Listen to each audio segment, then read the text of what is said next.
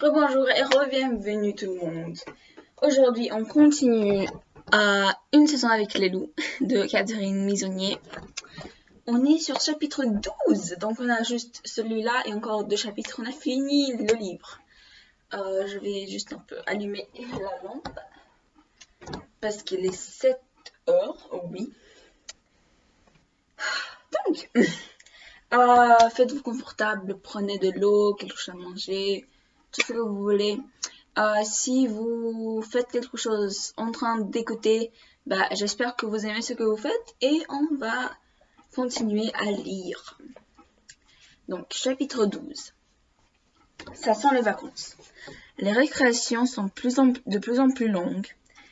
L'entraînement sportif prend de plus en plus de place. Ils n'ont quasiment plus de devoirs à faire.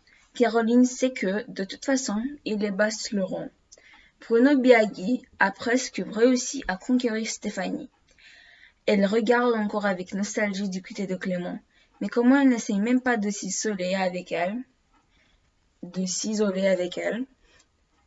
à la récré alors que Bruno fait le paon sous son nez, elle finit par le suivre. « T'es bête, proteste Nicolas. Je suis sûr que c'est toi qu'elle préfère. » T'es bête, proteste Nicolas. Je suis sûr que c'est toi qu'elle préfère. T'as qu'à aller lui parler. Le manège de son frère l'énerve. Il sait que son numéro est plus que pour la firme que pour Stéphanie. Si elle était comme il parle d'elle à la maison, elle serait furieuse. Pour lui dire quoi? Soupire Clément. J'ai rien à lui proposer. Je ne peux pas l'emmener à la mer. J'ai pas de piscine. Et la louve que tu as sauvée, tu crois pas que c'est plus intéressant? Le pire, c'est que Nicolas a sûrement raison. Stéphanie avait l'air passionnée quand Serge était venu faire un exposé à l'école. Elle n'avait pas arrêté de poser des questions sur les loups. Mais Clément ne sait plus comment s'y prendre pour lui parler. Elle serait capable de tout répéter à ses copines pour jouer les intéressantes, assène-t-il pour couper court aux suggestions de Nicolas.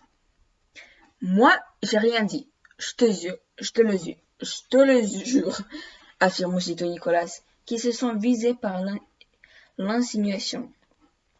Il a eu du mal à se taire, mais, comme il avait juré, il y est parvenu. Je sais, alors je vais confier le plus beau. Je les ai retrouvés. Où ça? S'exclame Nicolas, qui ne sait pas si la nouvelle lui fait vraiment plaisir. Entre son frère qui drague les filles et son copain qui fréquente les loups, ils se sent quelquefois un peu insignifiants. Clément lui raconte comme s'il est pris. Ses déductions, l'exploration systématique de la forêt au-dessus de la première tanière, et surtout sa joie quand il a entendu les petits jappiers. Ils sont remontés assez haut vers la cime.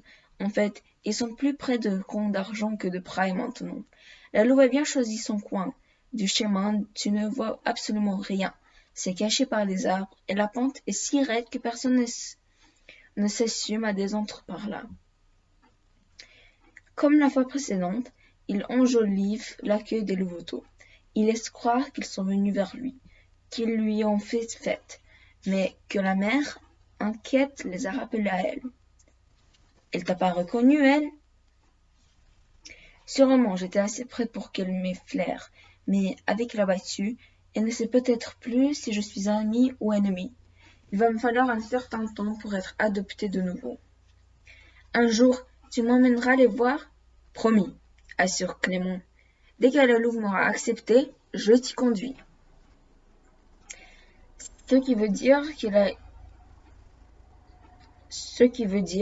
y quand il l'aurait décidé, et s'il continue à penser que c'est trop tôt, Nicolas ne verra jamais les louveteaux. Clément, les a interrompt Caroline, je suis affreusement pressée ce soir. Tu pourrais déposer pour moi le dossier des inscriptions en Nicaïa à la mairie? Depuis quelque temps, elle le sollicite souvent, pour ranger les matériels de sport, pour faire les derniers exposés, comme si elle cherchait à l'intéresser davantage à la vie de la classe, ou qu'elle ait peur qu'il ne s'éloigne pas trop. Tu l'apportes à Monsieur Grangier, dans son bureau au premier. Quand Clément ressort de la mairie vers 17h, il trouve Nicolas planté devant le grand plan de la Bolène, peint sur le mur qui borde la place. « C'est là qu'ils sont ?» demande-t-il en désignant avec un bâton une portion du plan. La carte s'adresse plus aux touristes qu'aux habitants du village. Elle indique surtout les routes, les chemins de randonnée, de grandes taches vertes sur les zones de forêt et une suite de petits ronds pour marquer les limites de parc. « Là », explique Clément en remontant la pointe du bâton de quelques centimètres. Il y a une petite illustration de Nicolas et de Clément. Voilà. Ici, c'est la route des crêtes. Le col du Turini, Camp d'Argent, est là, plus loin entre les rangs de limite du parc, c'est Praille. Le pointillé qui va de l'un à l'autre, c'est le chemin. Dans ce tournant, tu es au-dessous de la cime de Tueilly et au-dessus du Blavet. C'est là qu'il faut descendre, dans le creux. C'est le dernier week-end avant les vacances.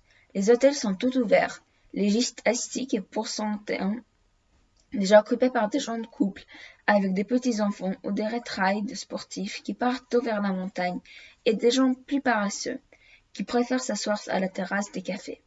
Dès la semaine prochaine, la Vésubie sera envahie à les chemins inondés de marcheurs. Si Clément veut retourner en paix vers son ami Lou, il doit se hâter.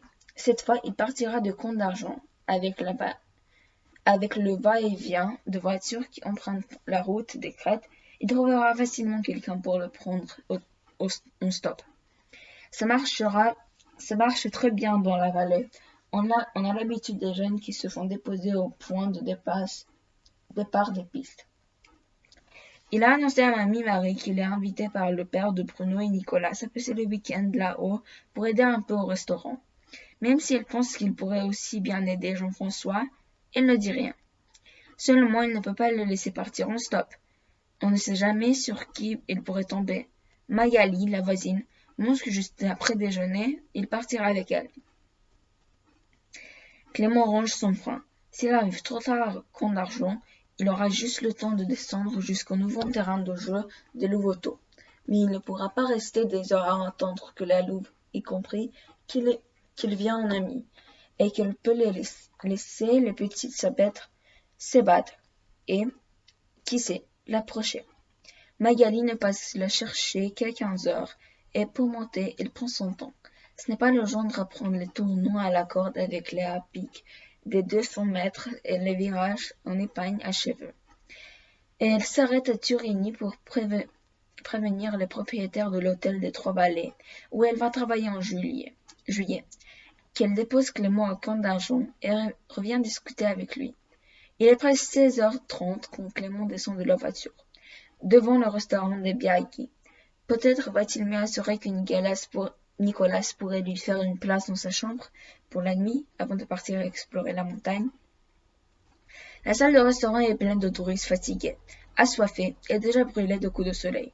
Le père de Bruno, derrière le bar, remplit de faire décapuler des bouteilles, presse d'orange à toute vitesse. Bruno attrape les plateaux et les porte sur les tables avec une habileté de professionnel. Son visage se fend d'une sourire joyeux en apercevant Clément. Hors de l'école, il sait son numéro de side. Il ne se rend même pas compte qu'il était insupportable. Encore une de ses forces, il vit dans l'instant sans se poser des questions. « Clément, qu'est-ce qui t'amène ici ?»« J'avais prévu de faire une petite balade, mais j'ai pas pu venir plus tôt. »« C'est bête, tu serais parti avec Nicolas. »« Nicolas est en randonnée ?